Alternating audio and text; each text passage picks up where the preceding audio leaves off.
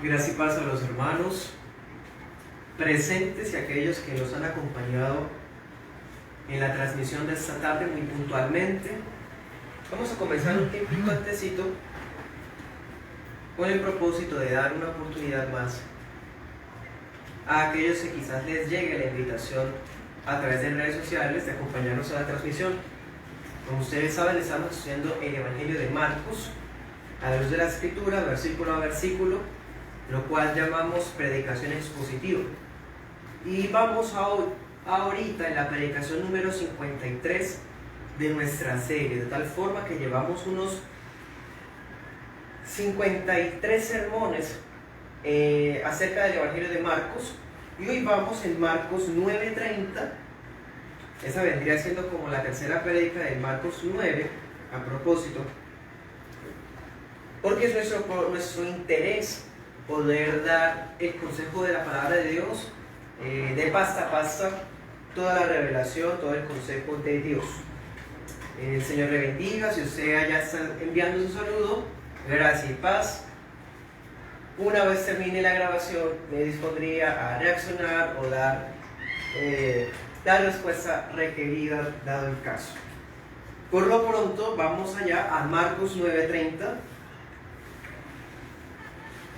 Marcos 9:30.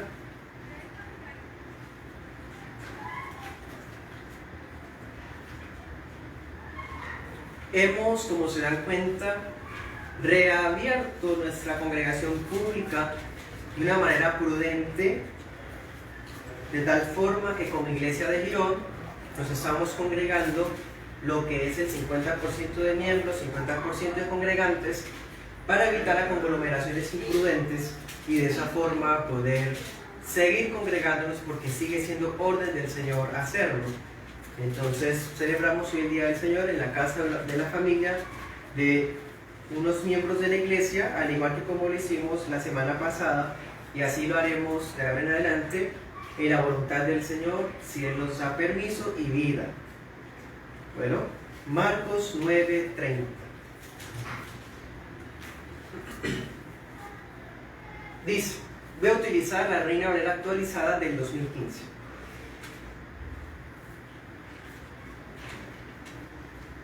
Habiendo salido de allí, caminaban por Galilea.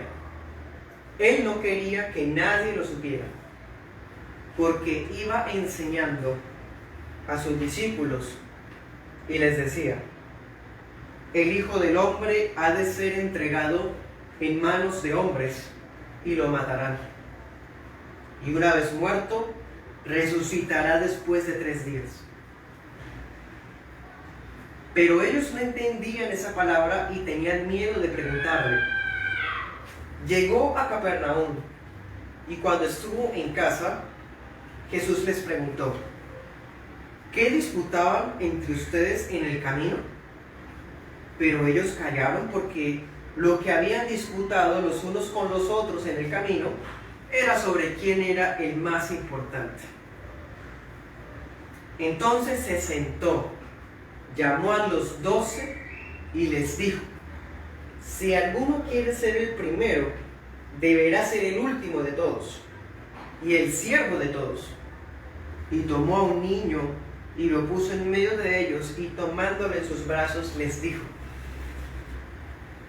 el que en mi nombre recibe a alguien como este niño, a mí me recibe.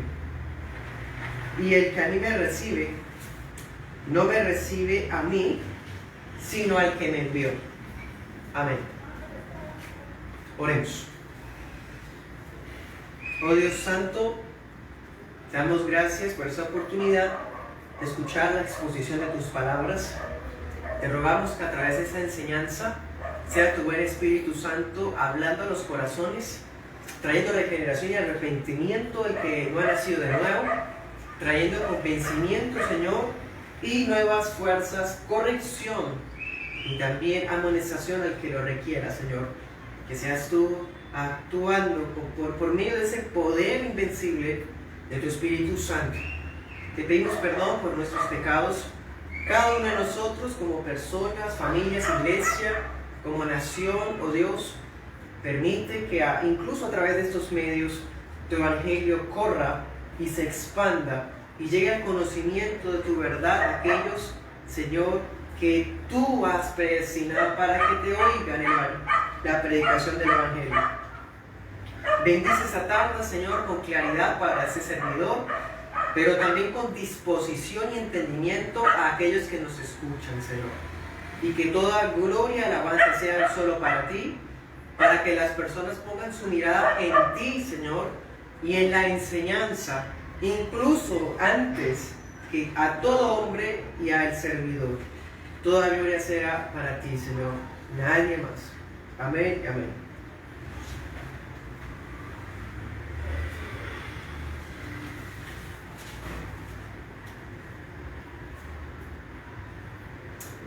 Bueno, hermanos y amigos, en esta tarde, entonces, como les decía, tenemos la predicación número 53 de la serie expositiva y se titula Un rey servidor. Un rey servidor.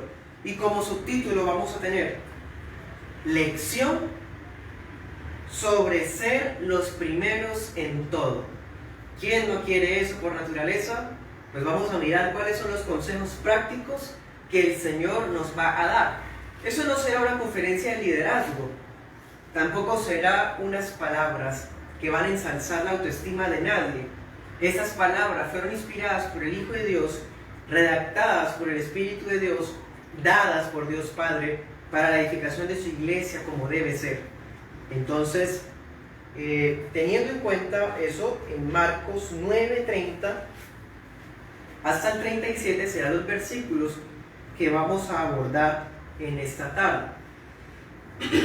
Si recordamos, las enseñanzas anteriores ha estado pasando lo siguiente. El Señor anunció su muerte, Pedro lo reprendió, Cristo le dijo: apártate de mí, Satanás. Les explicó que era necesario llevar la cruz y seguirlo. 6 días después fue la transfiguración, cuando bajaron del monte con los 3 apóstoles que fueron con Cristo. Los 9 apóstoles restantes estaban abajo en un conflicto teológico y doctrinal con los escribas y fariseos, porque no habían sido capaces de liberar a un muchacho endemoniado. Cuando Cristo llega, se enfrenta a los opositores, libera al niño y se van para la casa. De ahí continúa lo que estamos viendo esta tarde. Dice la palabra que ellos desde aquella región descienden a Galilea.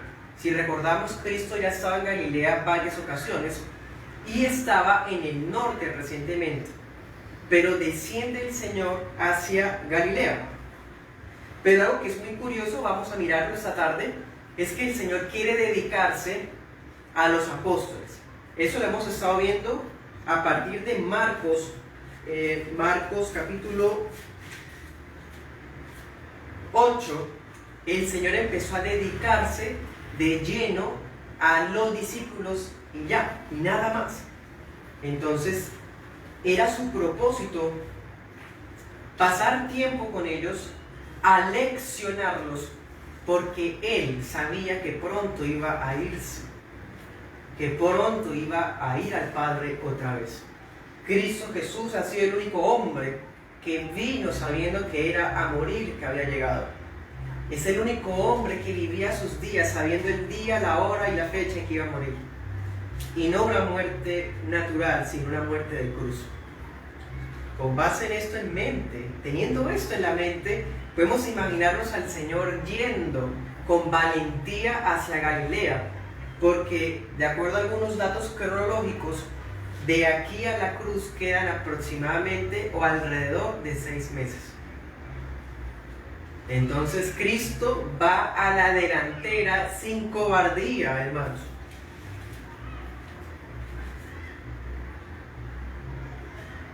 Por eso, el Señor quiere aprovechar al máximo el tiempo que le queda y quiere enseñarles a los 12. Pues todavía quedan en ellos pizcas de esa levadura de la tradición heredada, y más que eso, pizcas de una mentalidad carnal. Aquí lo vamos a ver otra vez. Así que voy a distribuir esa enseñanza en 3 puntos. Vamos a mirar que el Señor es el Rey y Maestro, y Él va a demostrar qué significa ser el primero, y nos va a demostrar cómo llegar a ser. Eso es lo que vamos a mirar en esta tarde, y vamos a verlo así. En el primer punto vamos a ver el ejemplo de humildad. El ejemplo de humildad, donde el Señor va a retomar el anuncio de su destino. En el segundo punto vamos a mirar una lección de humildad. El ejemplo, la lección de humildad por la que el Señor va a corregir la mentalidad mundanal, el orgullo remanente de sus discípulos. Y finalmente vamos a mirar una ilustración de humildad. Ejemplo, lección, ilustración. Esos van a ser los 3 puntos que vamos a mirar.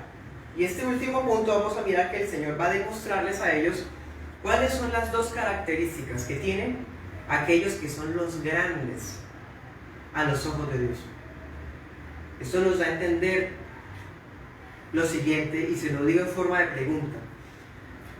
¿Sabía usted que a los ojos de Dios hay algunos seres humanos que son grandes? ¿Son considerados grandes?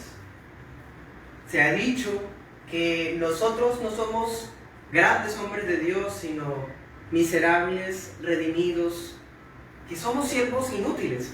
Y así es. Pero vamos a darnos cuenta que en la medida en que seamos eso, vamos a ser grandes a los ojos de Dios.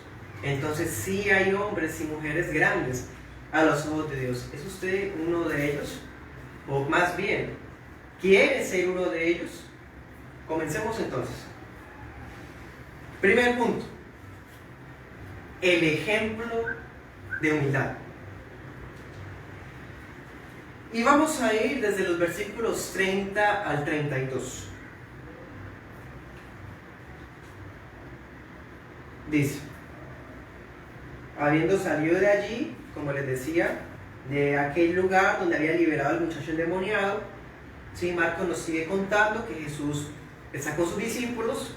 Nos da otro detalle, nos dice que caminaban, iban a pie. Ese detalle es porque Marcos nos lo pone. No es que sea innecesario, lo que sucede es que desde Cesarea, que era donde probablemente estaban, o por los alrededores del monte Hermón, hasta Galilea, eran decenas de kilómetros. Era una caminata extensa. Quién sabe cuánto habrán durado en esa caminada, pero siempre era extensa esa caminata, pues. Sin embargo, él no quería que nadie lo supiera, nadie de la multitud. Ya nos acordamos que en Marcos 7 él ya había tenido esa intención, ¿se acuerdan? Que él quería pasar tiempo solas con los apóstoles, pero en ese momento no pudo pasar desapercibido, que fue cuando la mujer sirofenicia fue y lo encontró. Pero esta ocasión parece que sí lo logró y nadie lo ha molestado. Están a solas, la providencia de él, siendo Dios Hijo, está organizando todo para estar a solas con los apóstoles. Bueno, versículo 31. En esa caminata tan larga que era, les iba enseñando a los discípulos que el Hijo del Hombre ha de ser entregado en manos de hombres y matado, luego resucitará después de 3 días. Vemos las mismas características de lo que el Señor ya había dicho en Marcos 8:31. El Señor ya había anunciado su muerte. Y démonos cuenta que a pesar de que esa caminata era tan extensa y tan larga, toda esa caminata, cuantos días fueran, cuantas horas fueran, fue el tiempo necesario para que el Señor enseñara a los discípulos esas palabras. Así que Marcos nos está resumiendo Lo que habló Cristo no significa que él hubiese dicho: al Hijo del Hombre lo entregarán, lo matarán, al tercer día resucitará. Y ya se fueron todos caminando en silencio. No. Toda la caminata, hablando de eso, enseñándoles él sobre eso, advirtiéndoles que él iba a morir en la cruz. ¿Se acuerdan del texto anterior, del primer anuncio? Que él les hablaba claramente. Pues aquí seguramente lo hace más claro porque tiene más tiempo. Vemos que el Señor confirma que Él es el Hijo del Hombre. ¿Se acuerdan de eso? Él es el Hijo del Hombre, un título divino. No porque diga Hijo del Hombre significa que está hablando de la naturaleza humana. No, el hecho de que diga Hijo del Hombre lo está comparando o lo está identificando más bien con aquel Hijo del Hombre que está en el libro de Daniel. Cuando decía que a un Hijo del Hombre, el anciano de días, le entregaba todo poder y dominio. Porque ese Hijo del Hombre es Dios también. Él será Cristo. Entonces Cristo está confirmando que Él es el Hijo del Hombre, pero también está confirmando que va a ser entregado. Ojo con eso, entregado. Eso de entregado trae una insinuación. Insinúa traición. Es como si el Señor les estuviera insinuando que lo van a arrestar por una especie de complot que ellos ya se han dado cuenta que tienen, ¿se acuerdan? Herodianos, fariseos, escribas, saduceos. Luego dice el Señor: en manos de hombres para ser asesinado. Da a entender el Señor que aparentemente los enemigos de Jesús iban a ganar. Aquellos que lo han estado persiguiendo, que por qué le recoge espigas, que por qué sanó al de la mano seca, que por qué tal cosa, que por qué esto, que muéstranos señal, esos mismos van a matarlo al Señor. Luego les advierte el Señor que va a permanecer muerto por 3 días. Esa palabra es muy fuerte, muerto, en un sepulcro, en una tumba, por 3 días. Pero que luego de los 3 días resucitaría. Y ese pedacito también es súper importante, porque el Evangelio consiste en mostrar la condición del hombre, la obra redentora de Jesús y también la resurrección victoriosa del Cordero. Cristo resucitó de entre los muertos. Y aquí da a entender de que Él se resucitó solo. Hay textos que dicen que el Padre lo resucitó, que el Espíritu Santo lo resucitó. Y este pasaje y otros nos muestran que Él, como Hijo de Dios, se resucitó a sí mismo. No hay ninguna incongruencia, porque los 3 son uno, y los 3 en su coigualdad y coinherencia estaban actuando unánimes. Miremos un texto. Juan 10:18.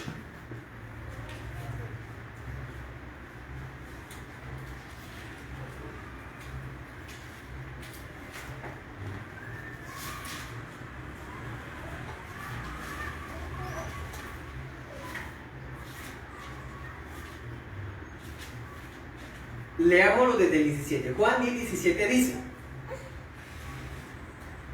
por esto me ama el Padre, porque yo pongo mi vida para volverla a tomar. Nadie me la quita, sino que yo la pongo de mí mismo. Tengo poder para ponerla y tengo poder para volverla a tomar. Este mandamiento recibí de mi Padre. Entonces el Señor les está anunciando eso. Y lo podemos confirmar, porque allá en Juan 8, cuando el Señor daba sus discursos a las multitudes, siendo tan claro como en ese pasaje que acabamos de leer, imagínense en cuán claro sería con los apóstoles. Entonces, uno pensaría que ellos ya pues no los va a tomar por sorpresa cuando llegue ese terrible día, el día más oscuro de la historia del universo. Pero ¿qué pasa? Versículo 32, volvamos a Marcos, Marcos 9:32, dice, pero ellos no entendían. No entendían. ¿Por qué? A veces, no es que la gente no entienda porque el maestro no es claro. La gente no entiende porque escucha con prejuicios. La gente no entiende porque está aferrada a las tradiciones con las que llega. La gente no entiende porque está fija en su mente, en su cabeza, de los presaberes, de sus religiosidades anteriores. La gente no entiende por falta de claridad. Muchas veces ocurre que no entienden, es porque no están dispuestos a aceptar el mensaje genuino que para ellos parece nuevo. Cuesta mucho cambiar la mentalidad, incluso para ellos que llevan 2 años y medio con Cristo.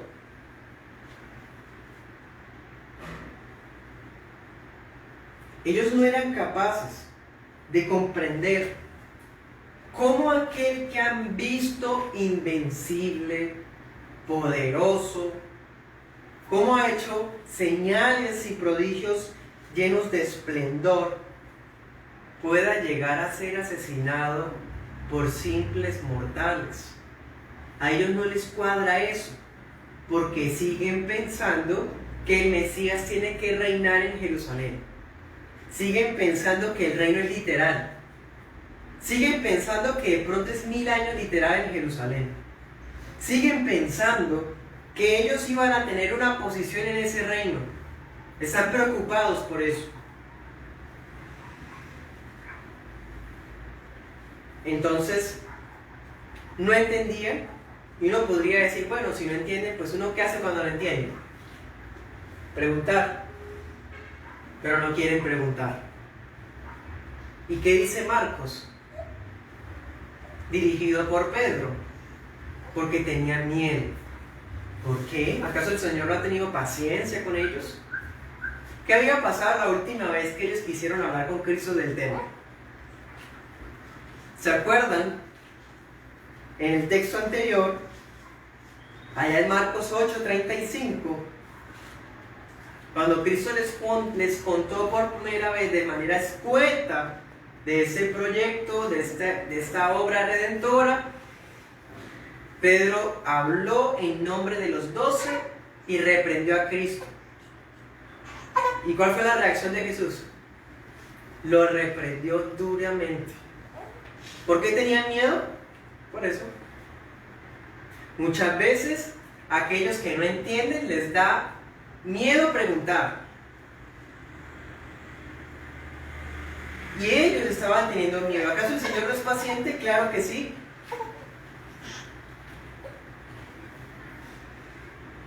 Entonces, no solamente por ese detalle. Imaginémonos otra vez el tema de la distancia. ¿Cuántos días han pasado? Horas hablando y hablando de lo mismo. El Señor está insistiendo en eso. El Señor, podemos imaginarnos la forma solemne de expresarlo. ¿Cómo lo hablaba seriamente? ¿Cómo les hablaba a ellos del tema? Entonces, por eso ninguno se atrevía a preguntarle. Les daba miedo que fueran reprendidos. ¿Cómo así? Yo estoy siendo tan claro y ustedes de pronto tenían eso en su mente. En este primer punto, cuando hablamos del ejemplo de humildad, vamos a ver que Cristo está mostrándonos que Él es el Rey servidor. Porque el hecho de que Él esté mostrando este camino, un camino de sufrimiento y que culminará en gloria, demuestra que Él hablaba y enseñaba y vivía lo que predicaba. Vivía y practicaba lo que Él mismo decía. Él quería mostrarles a ellos la senda de la humildad, la senda del servicio. Y precisamente por esa mentalidad es que se dirigía a Jerusalén con toda valentía. Miremos unos pasajes rápidamente. Juan 13:12.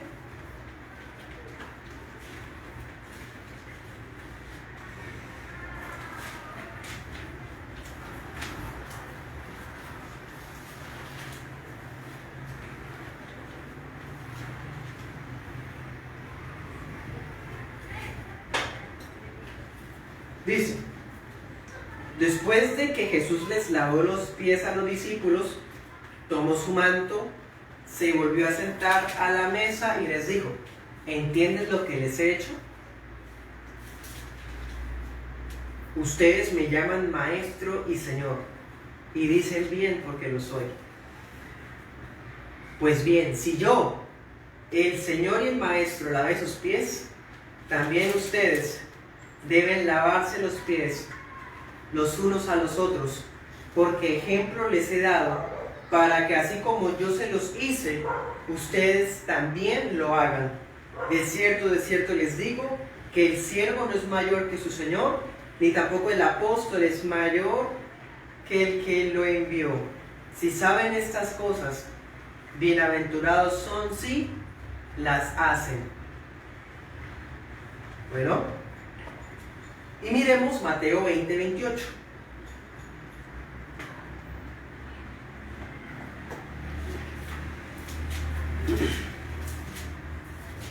Mateo 20:28 dice, de la misma manera, el Hijo del Hombre no vino para ser servido, sino para servir y para dar su vida en rescate por muchos.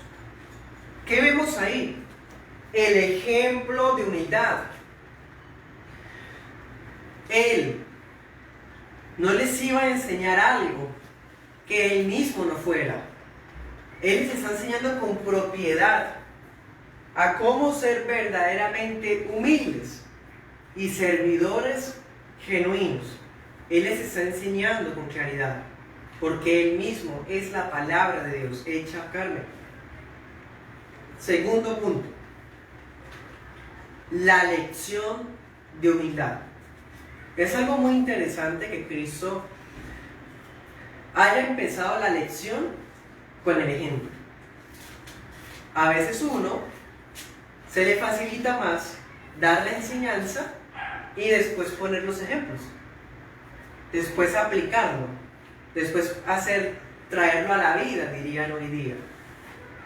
Pero Cristo cambia ese método porque Él mismo es el ejemplo en todo, porque Él mismo es la verdad. Antes de dar la enseñanza, Él mismo era la verdad de lo que estaba enseñando. La lección de humildad, versículos 33 al 35.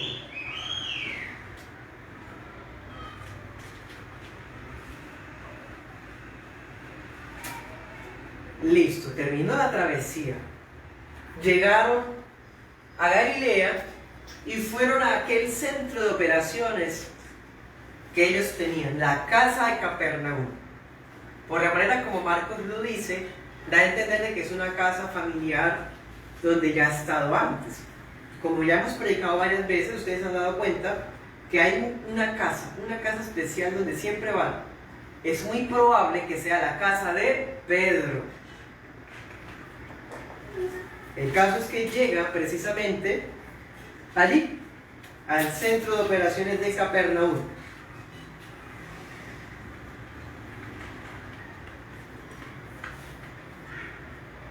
Y les preguntó,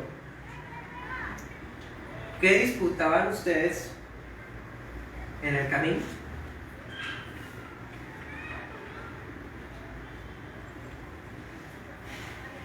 La expresión griega da a entender de que habían tenido una conversación acalorada.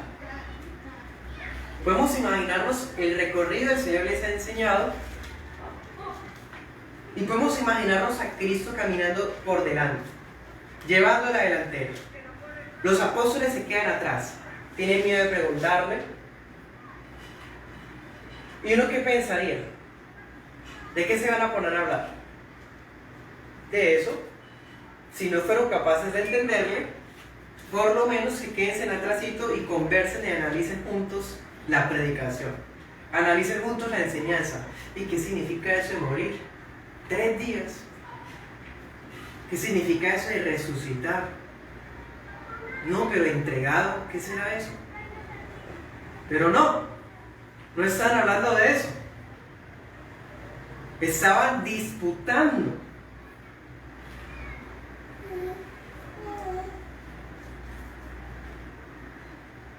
Estaban disputando sobre un asunto terrenal, una tontería. ¿Cómo es posible que el Señor les está hablando de su cruz, de los próximos sufrimientos? Y de camino están hablando de quién es el más importante. Es impresionante que tienen que ver lo uno con lo otro. ¿Cómo es posible que de una prédica salimos a hacer todo lo contrario? De una prédica tira por el suelo y patea, perdónenme la expresión, lo que acaba de recibir, compartiendo entre sí o haciendo algo que es todo lo contrario a lo que se acaba de escuchar. El Señor les está enseñando el ejemplo de humildad. Y ellos es que están conversando acaloradamente. ¿Quién es más importante? A nosotros nos puede causar impresión y a algunos hasta risa, pero ¿sabe qué debería causarnos? Dolor. Cristo les estaba compartiendo lo que él iba a vivir y en vez de tratar de entenderlo, están peleando quién es más importante. Qué triste. Versículo 34. Entonces el Señor les pregunta, ¿y ellos qué hacen? Se quedan callados. Porque lo que están hablando, disputando, era sobre quién era el más importante.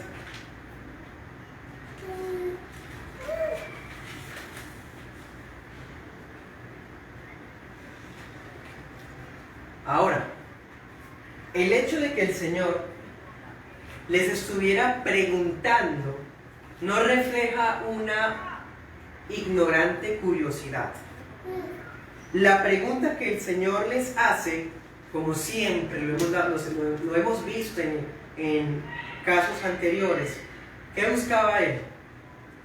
Una confesión de parte de ellos y también que se dieran cuenta cuando se escucharan a sí mismos respondiendo la pregunta de lo absurdo que era lo que están hablando. Todo tema, por más excelso que sea, uy, yo tengo tantos sueños, yo voy a hacer tal cosa en tantos años, es que yo tengo tantos planes, tantos proyectos, todos esos temas con los que el hombre se jacta, cuando están frente a Cristo sienten vergüenza y se quedan callados, porque Cristo es el manso y humilde de corazón, y ante él todo ser humano orgulloso se queda callado. Ellos se quedan callados porque la conciencia los acusa de que de alguna forma saben que lo que han estado hablando es ridículo, que lo que han estado hablando no tiene que ver con lo que Cristo les estaba enseñando, que está mal, que es vergonzoso, que qué patético es. Por eso no dicen nada. ¿Quién es el más importante?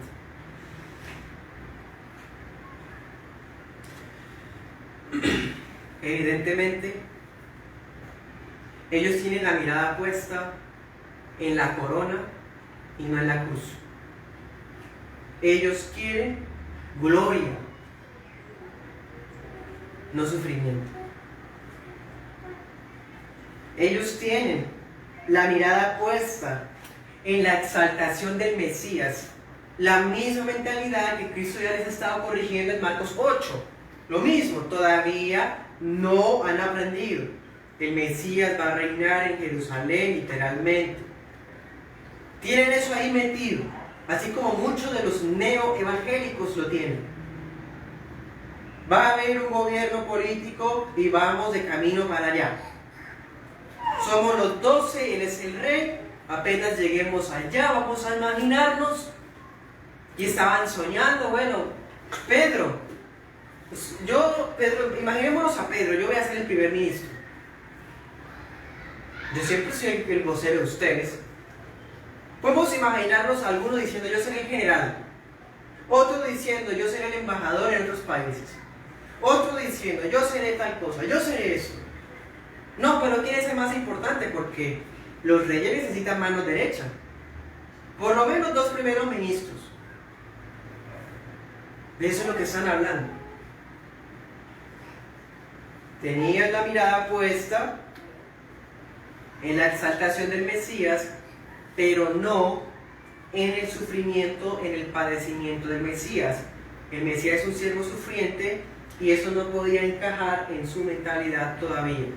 A pesar de que Cristo ha sido claro, con esta van 2 veces que ha sido clarísimo, pero no puede, porque están aferrados a su mentalidad todavía.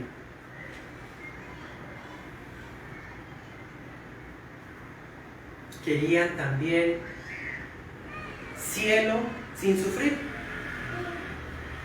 En el mundo no tendréis aflicciones, en el mundo reinaréis. Ellos querían ir a eso, un mensaje de paz de sufrir.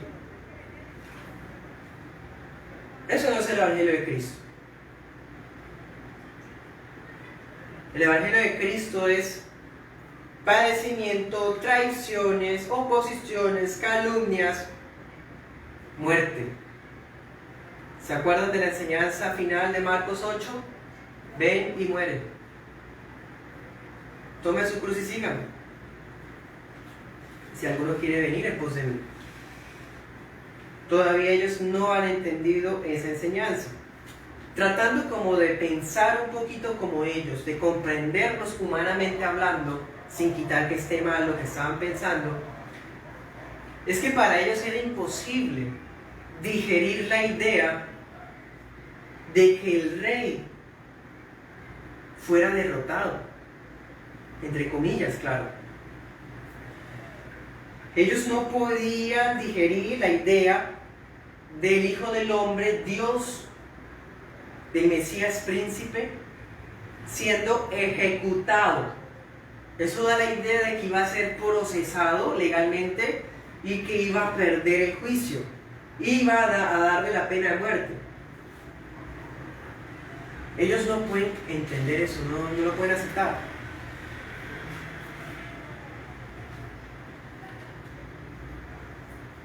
¿Cómo es posible que sea entregado por aquellos que se supone, los líderes de Jerusalén, deberían recibirlo como?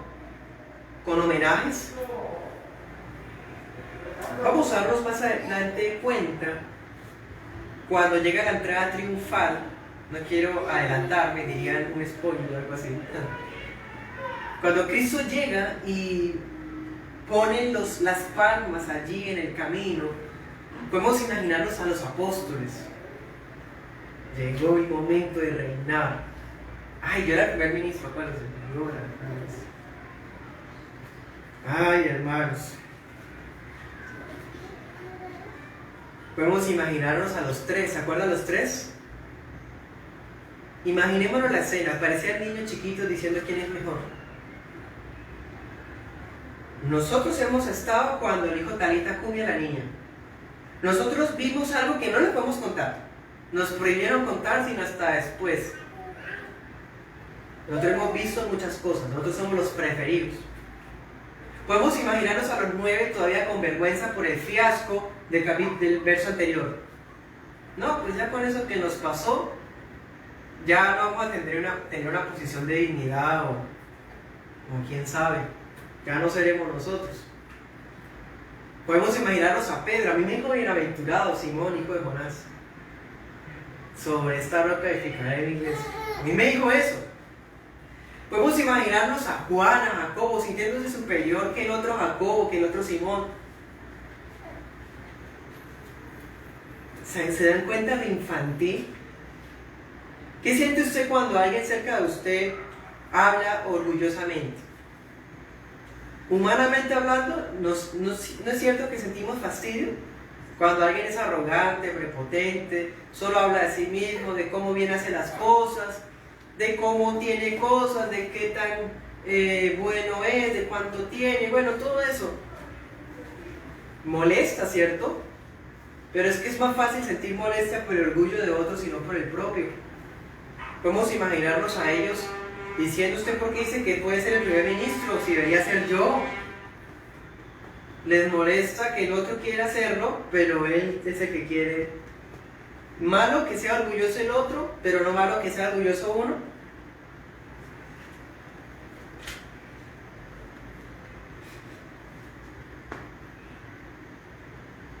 Como sea, notamos que el corazón engañoso del hombre tiene la tendencia a aspirar la delantera.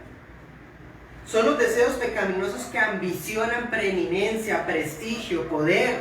Y esas aspiraciones generan, ¿qué dice Santiago 4:16? Toda jactancia semejante es maligna. Gálatas 5:20, las obras de la carne, dice rivalidades, pleitos, contiendas. ¿Qué genera el orgullo? Eso. ¿Qué había ocurrido en ellos? Una discusión acalorada, una disputa. ¿Qué es eso? Una obra de la carne. El orgullo trae esas cosas. Todo deseo pecaminoso, toda aspiración pecaminosa de ser algo que no se es, de tener algo que no se tiene, conlleva a más pecado y a más carnalidad. Versículo 35. Ellos se quedan callados, como vimos. Y el Señor se sienta. Mire eso tan hermoso. El Señor se sienta como señal de que les va a dar una lección como maestro, algo muy importante. Note la paciencia. ¿Qué podía haber hecho el rey?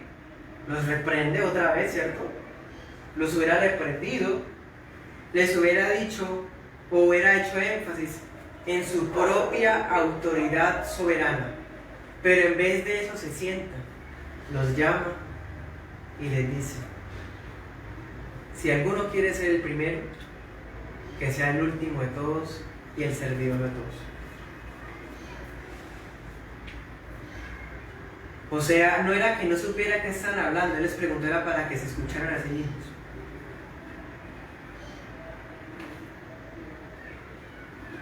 Los corrige de esa manera de pensar, les muestra que su reino, porque sí hay reino, pero que su reino es distinto a lo que vemos en los reinos de los hombres.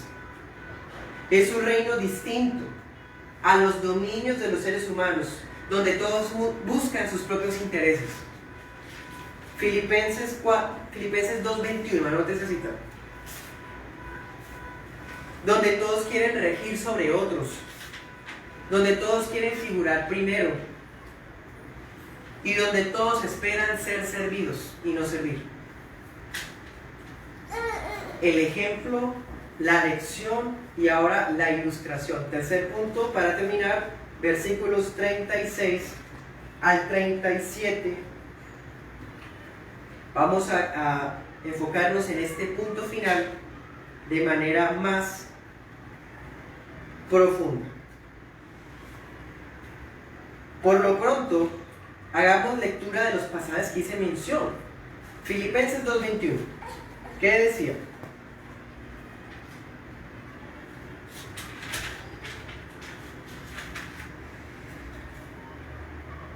Aquí el apóstol Pablo está hablando de que no todos los predicadores se interesaban de la iglesia, de los hermanos. No todos los pastores se interesan en sus ovejas. En cambio, Timoteo sí tenía esa cualidad. Y versículo 21, y Pablo dice: pero todos, la mayoría, buscan sus intereses personales, no lo que es de Jesucristo. Ahí está el cuadro de lo que es las aspiraciones del hombre. El otro texto que ahorita hice referencia es Gálatas.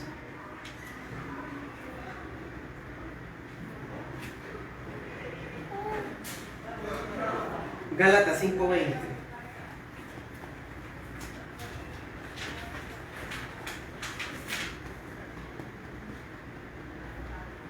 Obras evidentes de carnalidad, enemistades, pleitos, celos, ira, contiendas, disensiones, partidismos, envidia, homicidios.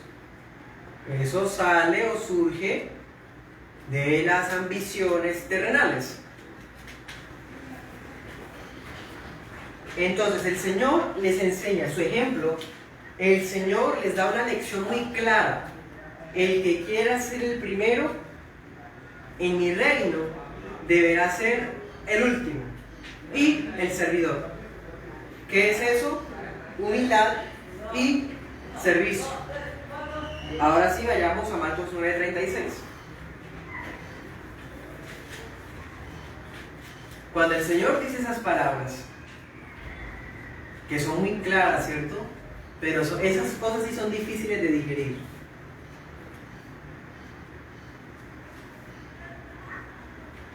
Dice que tomó a un niño y lo puso en medio de ellos. Les da una ilustración de lo que acaba de enseñar, de lo que él ha estado ejemplificando con sus hechos. Casi que les da un ejemplo con gráficas, trayendo al niño. Algunos piensan que es un hijo de Pedro, porque estaba en esa casa precisamente, ese niño. De todas formas, hermanos y amigos, independientemente de quién sea el niño, es a lo que representa el niño lo que nos importa. ¿Cierto?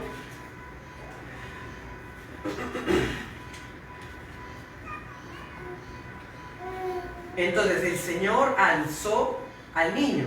La idea o las palabras griegas que se utilizan acá dan a entender de que el niño era un infante pequeñito. Quizás no era bebé, pero era un niño pequeño. Y Cristo no es que lo ponga en medio, sino que lo alza. La expresión griega da a entender de que Cristo lo tiene en sus brazos y hablando con ellos se los muestra. Imagínense esa escena tan tierna de parte del Señor, cómo tumba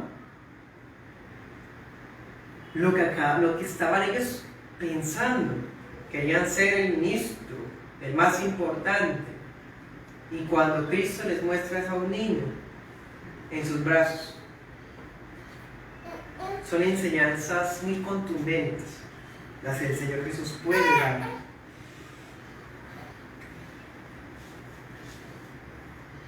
Si alguno quiere ser el primero, sea el último. Y trae a un niño. ¿Qué tiene que ver lo uno con lo otro?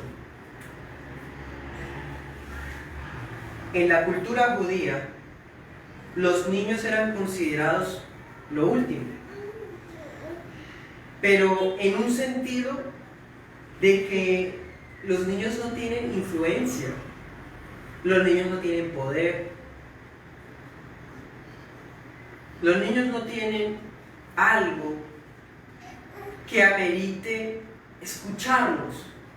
En la cultura judía, los niños eran símbolo de inexperiencia, ingenuidad, falta de sabiduría. Entonces, por eso en la cultura judía los niños eran dejados de último, porque los niños no son símbolo de autoridad. Ellos necesitan, ellos no dan, ellos necesitan recibir.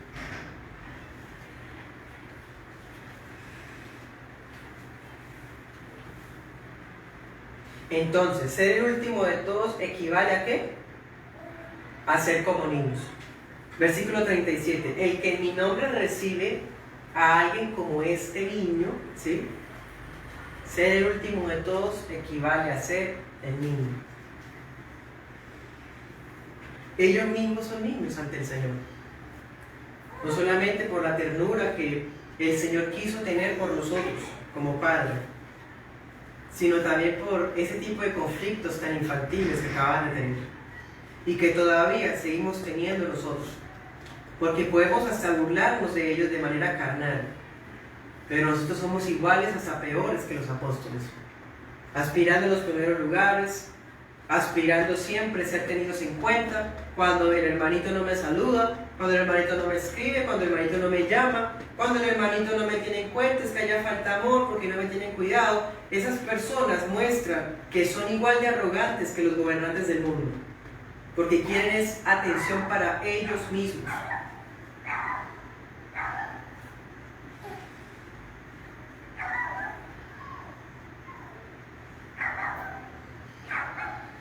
Los niños también eran símbolo de indisciplina, falta de experiencia, en fin. Pero el Señor quiere extraer algo, hay algo que el Señor quiere extraer. Una cualidad que no es que la tengan todos los niños, porque ojo con esto, no significa que todos los niños sean grandes en sí mismos, que los niños sean santicos y angelitos, y que sean más dignos que nosotros. No. Porque aquí, ¿qué está diciendo? El que reciba a un niño como este, en mi nombre, lo que hace grande al niño no es porque sea el niño tan bonito, es porque viene en el nombre de Cristo. Porque representa a Cristo. ¿Y quién representa a Cristo? Los que están dispuestos a colocarse de último que todos, los humildes.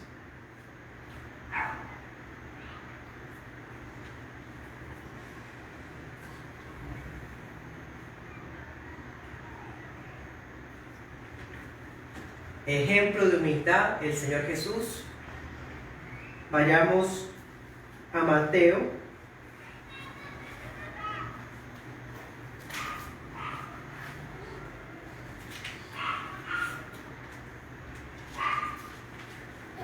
Once 29.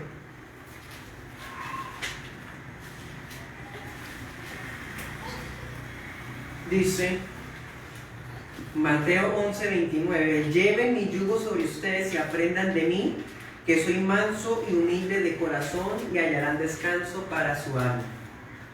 Ejemplo, lección, les estaba enseñando, como hemos visto.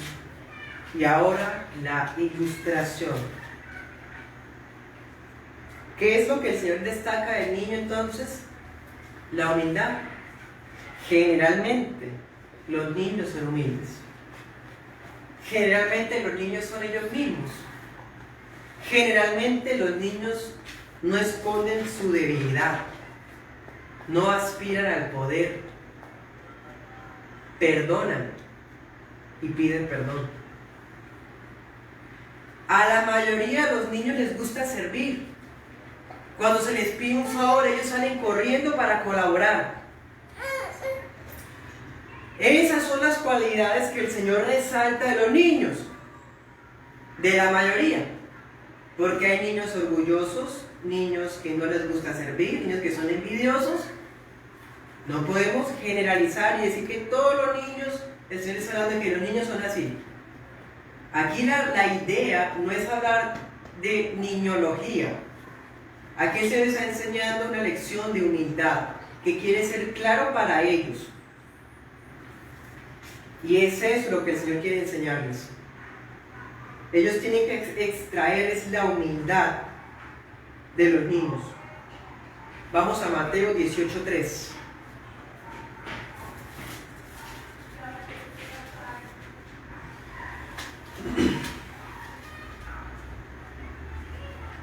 De cierto les digo que si no se vuelven y se hacen como los niños, jamás entrarán en el reino de los cielos. Aquí la cuestión no solamente es que entre más niños o como niños seamos, en el sentido que hemos visto, seremos grandes en el reino de los cielos, sino que Mateo 18 nos está diciendo que si usted no quiere ser como un niño, no está dispuesto a ser el último de todos, a servir en vez de ser servido, no entrará en el reino de los cielos.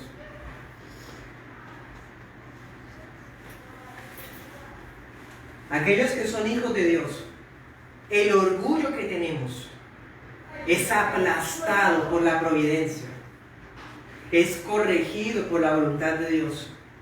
¿Tenemos orgullo los cristianos? Mucho todavía. Pero no en vano para algo llegan las pruebas, las tribulaciones. No en vano llegan las situaciones difíciles, aguijones en la carne, para cuando nos creamos algo, acordémonos que somos débiles y que nos basta la gracia.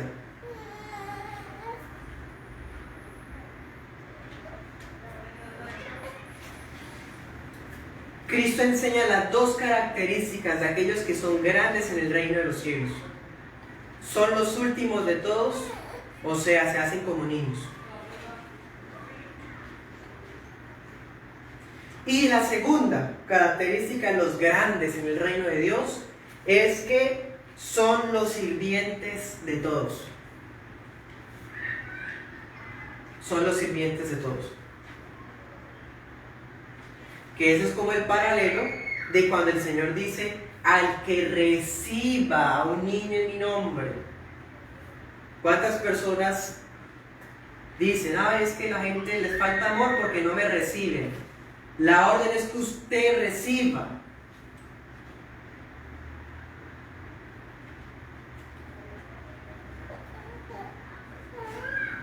Ser el sirviente de todos. El servidor de todos, no de los que le pueden devolver el favor, no de los que lo van a felicitar, no de aquellos que van a hablar bonito de ustedes, de mí. Para ellos es fácil servirles, porque hasta pues esperamos algo a cambio. Sirvamos a aquellos que no pueden hacer nada por nosotros, a aquellos que aparentemente no lo merecen, a aquellos que quizás han dado la espalda, aquellos que quizás han traicionado la confianza, aquellos que quizás no tienen absolutamente nada que ofrecernos y que nunca jamás nos van a pagar. Dice: sirvientes de todos. Cualquiera de ellos, y este es otro detalle, el Señor está diciendo: ustedes sean como este niño, ustedes son este niño. Si alguien recibe a este niño, me recibe a mí. Está diciendo: todos ustedes son niños. Y cualquiera de ustedes me representa. Ustedes todos son igual de importantes, porque ustedes todos tienen mi nombre en sus frentes. Eso es lo que les está diciendo Cristo. No va a haber primeros ministros. Son iguales. El que reciba a un niño en el nombre de Cristo es como si recibiera a Cristo en su casa. A un niño cualquiera, está hablando aquí del niño que viene en el nombre de Cristo. ¿Recibe usted a sus hermanos cristianos? ¿Ama usted a la iglesia local? ¿O siempre tiene algo que hablar? ¿Siempre habla mal de la iglesia? ¿Siempre tiene algo que criticar? ¿Siempre algo que juzgar? Examínese, porque probablemente usted sea alguien que aspira a un primer lugar, igual que los que no han nacido de nuevo. Si quiere ser el primero, sea el último, y reciba en el nombre de Cristo a los que vienen en el nombre de Cristo. Eso es ser el servidor de todos. Humildad y servicio son las características de los que son grandes en el reino de los cielos. Es un deber volvernos diáconos de los otros, servidores que atienden a todos por igual, sin parcialidades ni preferencias. Reconocer que todos van delante de mí, son más importantes que yo.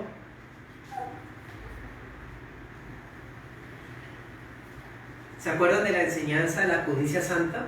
Sobre el mandamiento de no codiciarás, cuando mirábamos el aspecto positivo, la cual está disponible en nuestro canal de YouTube sobre los 10 mandamientos. En esa enseñanza mirábamos que no todo tipo de codicia estaba mal, y veíamos algunos tipos de codicia que estaban bien. Pues en conclusión, Cristo les está enseñando que la ambición no está mal en sí, porque les está diciendo: si alguien quiere ser el más grande en el reino, entonces sí, está es transformando la motivación de la ambición. En vez de ambicionar el poder terrenal y el prestigio y la preeminencia, ambicionen ser grandes en el sentido espiritual. ¿Cómo? Humildad y servicio. ¿Está mal aspirar a ser grandes en el reino de Dios? No, aspírelo. Es un deber aspirarlo. Aspiremos a ser los más grandes en el cielo, sabiendo qué es lo que significa ser humildes y servir. De lo contrario, ¿es usted entonces un niño de los que viene en el nombre de Cristo? Allá decía que el que no es como niño no heredará o no entrará en el reino de los cielos. Cristo no anula la ambición, la transforma. No vamos a colocarnos por encima de otros, no vamos a humillarlos, no vamos a exigir reconocimiento, sino que tenemos que ser como nuestro rey fue, manso y humilde. Ahora, ¿qué decía? Si alguno recibe a un niño como ese mi nombre, no me recibe a mí, sino al que me envió. ¿El Padre y el Hijo viven en su vida?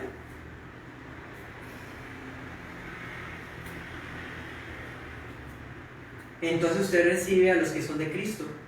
Pero si usted siempre rechaza, desecha a la iglesia local, a sus hermanos en Cristo, ¿el Padre y el Hijo moran con usted?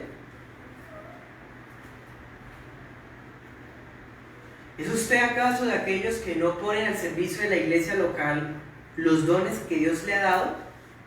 ¿Un servicio abnegado? Isaías 66, 2 y oramos.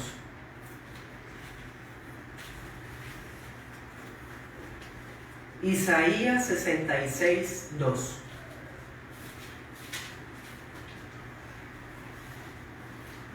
Dice: mi mano hizo todas estas cosas. Es así como todas estas cosas llegaron a existir, dice el Señor. Pero a este miraré con aprobación, al que es humilde y contrito de espíritu y que tiembla ante mi palabra. Oremos. Padre, en esta tarde venimos ante ti como aquellos discípulos que quedaron callados con vergüenza, porque aspiramos todos los días y muy frecuentemente ser los primeros en todo. Nos gusta figurar, que nos amen, nos reciban, nos hagan. Perdónanos, Señor. Danos esa humildad que tú tienes. Ser como tú, manso y humilde. Transfórmanos, Señor, para no ser de los que reclaman, sino de los que dan. Transfórmanos, Señor, para ser humildes como tú. Siendo el Rey y el Hijo del Hombre,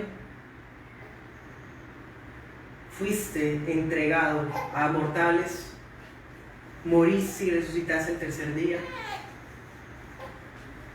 Los enseñaste a que si alguno quiere ser el primero, deberá ser el último y el servidor. Señor, yo quiero ser el primero. Enséñame a mí, a los hermanos de nuestra iglesia local y a todos los que nos ven a querer ser los primeros en todo. Las lecciones sobre cómo ser los primeros en todo, con la humildad que tú das y el servicio que tú das. Yo quiero, Señor, ser humilde, a no pensar más de mí mismo, de lo que puedo, a ser como niño, que se les facilita perdonar, que corren para servir a otros, que son sencillos porque no aspiran poder y preeminencia. Ayúdanos a ser como esos niños, Señor, y a recibir a aquellos niños que también vienen en tu nombre.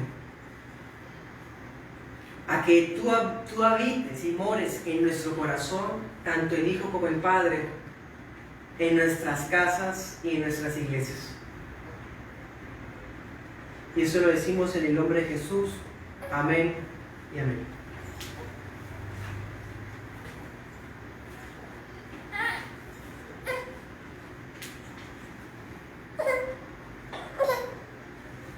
Bueno, hermanos, qué bendición su compañía. Esta tarde tenemos a algunos hermanos aquí presentes, miembros de la iglesia. El miércoles tenemos la transmisión de nuestro devocional congregacional y lo haremos basados en el Salmo primero. Les invito muy cordialmente a las 8 de la noche, ese tiempito breve de oración y meditación de la Escritura. Si tiene alguna petición de oración, puede escribirla allí en los comentarios, o si no, por un mensaje privado a nuestros chats. Bueno, en 8 días, si Dios quiere y vivimos, tendremos la predicación temática sobre los 10 mandamientos, y vamos en aquel último mandamiento que nos hace falta: amarás a tu prójimo como a ti mismo. Y a propósito de esta predica de hoy, ahí vemos cómo la providencia del Señor conecta los temas de una manera impresionante, donde ni porque uno como ser humano organizara todo se darían las cosas así.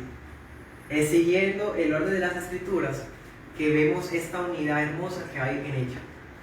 Le invito muy amablemente a compartir esta enseñanza si gusta, a leer la palabra en sus casas día a día, y a que juntamente con los que invocan al Señor con corazón limpio, servir al Rey. Bueno, un saludo muy cordial desde Girón, en Colombia. Gracia y paz para todos.